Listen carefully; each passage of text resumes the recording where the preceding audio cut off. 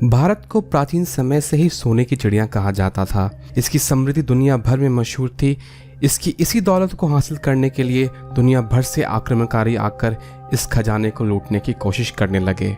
इस लूटमार के बीच कई खजाने ऐसे हैं जो गुम हो गए हैं। आज मैं आपको भारत के कुछ ऐसे ही बहुमूल्य लुप्त खजानों के बारे में बताऊंगा। नंबर 1 पर है कृष्णा नदी का खजाना गोलकोंडा। हैदराबाद डिस्ट्रिक्ट का तहसील गोलकोंडा 1518 से 1687 के बीच कुतुब शाही वंश की राजधानी हुआ करती थी। ये जगह गोलकोंडा फोर्ट और हीरे के खदानों के लिए मशहूर है। कहा जाता है दुनिया के मशहूर हीरे कोहिनूर और होप डायमंड यहीं से निकाले गए थे। कहा जाता है गोलकोंडा खदानों में खुदाई आखिरी बार 14वीं शताब्दी में की गई थी। तब तक दुनिया भर के लिए भारत एकमात्र हीरो का स्रोत हुआ करता था। ये हीरे के खदान कहाँ थे, इसका सटीक ठिकाना तो किसी को नहीं पता, पर कहा जाता है ये कृष्णा नदी के किनारे थे। और आज भी माना जाता है कि गोलकोंडा से निकाले गए हीरे अब भी कृष्णा नदी के तल में बिखरे हुए हैं। नंबर 2 पर है नादिर शाह का खजाना। 1736 में नादिर शाह ईरान के शासक बने। 1739 में नादिर शाह ने भारत पर आक्रमण किया। उन्होंने 50,000 सैनिकों के साथ दिल्ली पर आक्रमण किया। इस आक्रमण में नादिर शाह ने दिल्ली में काफ़ी नरसंहार किया और काफ़ी लूट मचाई। कहा जाता है जो लूट उन्हें दिल्ली से मिली थी वो इतनी बड़ी थी कि उनका कारवां 240 किलोमीटर लंबा था। एक कहानी के मुताबिक कहा जाता है वापस लौटते वक्त नादिर शाह का कत्ल उनके ही सैनिकों द्वारा उनके तंबू में कर दिया गया था। नादिर शाह के मरने के बाद ये खजाना अहमद शाह दुरानी के कब्जे में चला गया। बाद में अहमद शाह की एक रहस्यमय बीमारी की वजह से मौत हो गई, लेकिन स्थानीय लोगों का मानना है कि मरने से पहले अहमद शाह ने इस खजाने को कहीं छुपा दिया था। माना जाता है इस खजाने में कई कीमती सामान थे, जैसे कि करोड़ों सोने के सिक्के, आभूषणों की कई बोरियां और अन्य कीमती कलाकृतियां। ओस्मान अली का खजाना। मीर ओस्मान अली हैदराबाद के आखिरी निज़ाम थे और वो इंग्लैंड के बराबर के आकार के राज्य पर राज करते थे।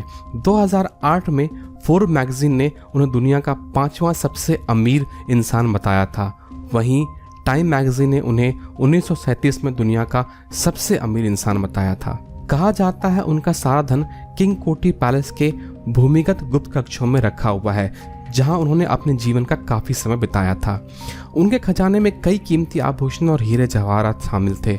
माना जाता है उनकी सारी संपत्ति उस वक्त $2 बिलियन की थी, जो आज के समय में $33 बिलियन के करीब है। 1948 में जब हैदराबाद भारत का हिस्सा बन गया तो भारतीय सरकार इस दौलत का सिर्फ कुछ ही हिस्सा हासिल कर पाई। बाकी खजाने का क्या हुआ कोई नहीं जानता। ग्रॉसवेनर का खजाना। ग्रॉसवेनर ब्रिटिश ईस्ट इंडिया का सबसे बड़ा और अमीर जहाज माना जाता है। इस जहाज में 14,000 सोने की सिल्लियां, 19 संदूकें जिनमें हीरे और अन्य कीमती रत्न भरे पड़े थे और साथ ही साथ 26 लाख सोने के सिक्के भरे हुए थे। ये जहाज मद्रास यानी कि आज के चेन्नई से इंग्लैंड के लिए सिलोन यानी कि श्रीलंका के रास्ते रवाना हुआ, लेकिन ये केप टाउन साउथ अफ्रीका से 700 मील दूर एक चट्टान से टकराकर डूब गया और माना जाता है ये खजाना अब भी समुद्र में पड़ा है।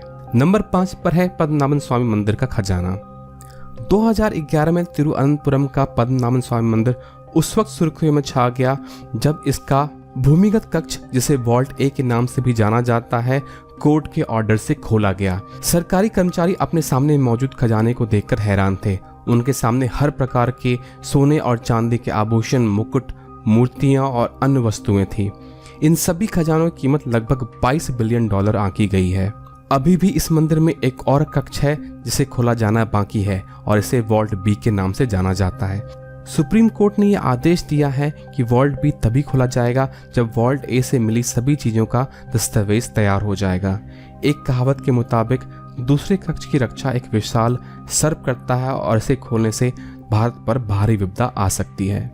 माना जाता है कि दूसरे कक्ष में पहले कक्ष से भी ज्यादा धन मिल सकता है। नंबर 6 पर है सोनभद्र गुफा का खजाना। राजगीर में मौजूद ये गुफा 3री या 14वीं सदी का माना जाता है। कहा जाता है इस गुफा के पश्चिमी कक्ष में दरवाजा है जो कि राजा बिंबिसार के खजाने तक जाता है। इस गुफा की दीवार पर शंख लिपि में शिलालेख लिखे हुए हैं, जिसे माना जाता है कि ये लेख एक कुंजी है जो इस खजाने तक जाने का रास्ता बताती हैं, लेकिन अब तक इस लिपि का अनुवाद नहीं किया जा सका है। अंग्रेजों ने इस दरवाजे को तोप से तोड़ने की कोशिश की थी, पर वो असफल रहे। तोप के गोले के निशान अब भी यहाँ देखे जा सकते हैं। आशा करता हूँ दोस्तों आपको ये वीडियो पसंद आया होगा। अगर पसंद आया तो लाइक ज़रूर करें और सब्सक्राइब ज़रूर करें, क्योंकि मैं इस चैनल पर ऐसे ही साइंस और फिक्शन की बातें और टेक्निकल ट्यूटोरियल्स शेयर करता हूँ। तो दोस्तों मिलते हैं अगले वीडियो में, तब तक के लिए नमस्कार।